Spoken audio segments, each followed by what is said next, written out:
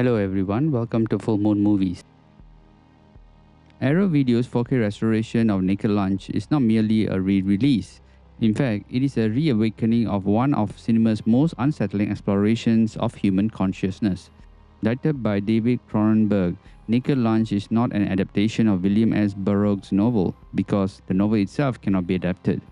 Instead, Cronenberg adapts the psyche, paranoia, addiction, and the fractured identity of Burroughs himself. This is not a film about writing, it's a film about being consumed by writing, where imagination is not a gift but a parasite that rewires the mind from within. From the moment Bill Lee, played with icy precision by Peter Weller, who discovers his wife Joanne is injecting his insecticide as narcotic, we are thrust not into fantasy but into a psychological reality so wrapped in becomes the truth. He is arrested, interrogated by typewriter-like creatures, and told he is not writing because he chooses to. In fact, he is writing because he is being written. After Bill accidentally kills his wife in a William Tell-style drunken game, mirroring Burroughs' real-life tragedy, the film enters into Zone, a fever dream world where hallucination and reality dissolve into one conscious act of psychic exposure. Cronenberg does not present hallucinations as distortions of reality. Instead, he suggests that hallucination is reality, the only truth expression of the unconscious mind. Mugworms, living typewriters, insectoid organisms. Now, these are not grotesque creations for shock value, but they are manifestation of Burroughs' belief that language itself is a virus. The typewriter becomes a living creature that feeds on Bill's addictions and exhales commands. The writing is not depicted as creativity. Instead, it is depicted as a biological compulsion, erotic possession, and psychological surrender. Peter Weller's performance is chilling in its restraint. He plays Bill as a man so numb that the grotesque becomes ordinary, the abnormal becomes routine. Now, this emotional detachment is deliberate, where we are not meant to feel his panic, instead, but to experience his disintegration. The Arrow 4K restoration deepens the film's visceral atmosphere. Colors are muted, industrial, insectoid. Every frame feels damp, diseased, and organic. The 4K clarity enhances the textures of sweat, dust, and chitin, making the hallucinations feel disturbingly real.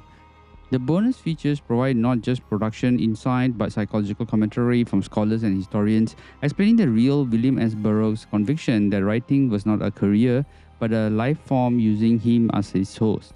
Yet Naked Lunch was never embraced by mainstream audiences. Upon its release in 1991, it was a commercial failure, earning only $2.6 million in the United States. Many critics denounced it as a deliberately confusing, emotionally cold, and narratively incoherent. Some accused Cronenberg of its self-indulgence and arguing that the film's alienates its viewing rather than engaging them. The sexuality explicit insect imagery disturbed many, while others believed the film lacked any relatable human core. These criticisms were not baseless. Naked Lunch is intentionally alienating. Cronenberg is not offering comfort or catharsis. In fact, he is forcing the viewer to witness the dissolution of identity in real time. However, over time, critical perception shifted. What was dismissed as an incomprehensible became recognized as visionary. The very qualities critics found alienating, its emotional coldness, surreal imagery, and non-linear narrative, were later understood as essential to its artistic purpose. Burroughs himself believed human personality was an illusion created by addiction, trauma, and language. Cronenberg translated this into cinema not only by telling a story, but by externalizing Burroughs' subconscious. This is why Naked Lunch endures, not as an entertainment, but as a cinematic autopsy of the human psyche. The deeper message of Naked Lunch resonates more today than it did at its release. We live in a world where reality is meditated by screens, where addiction is normalized through algorithms, and where identity is no longer fixed but fluid. If you ask me, Cronenberg's depiction of the writer as a vessel for forces beyond his control now eerily reflects the age of AI, where authorship itself is under question. Naked Lunch asks, are we the creators of our thoughts, or are our thoughts creating us? In a modern world where digital systems predict desires before we form them, this question has become disturbingly relevant. As Bill Lee reaches the film's end, confronted once again with the choice to kill Joanne to gain access to another level of hallucination, and he does it. Now, this cycle repeats. The writer kills the real world to enter the imaginary one. Creation is violence, imagination is exile, and reality is just another hallucination waiting to be replaced. In the end, Naked Lunch is not just a story about escaping madness. It is a story about accepting that madness is the cause of artistic truth. The movie restores a warning that the human consciousness, when left alone with itself, will always invent a universe stranger and darker than anything reality can provide.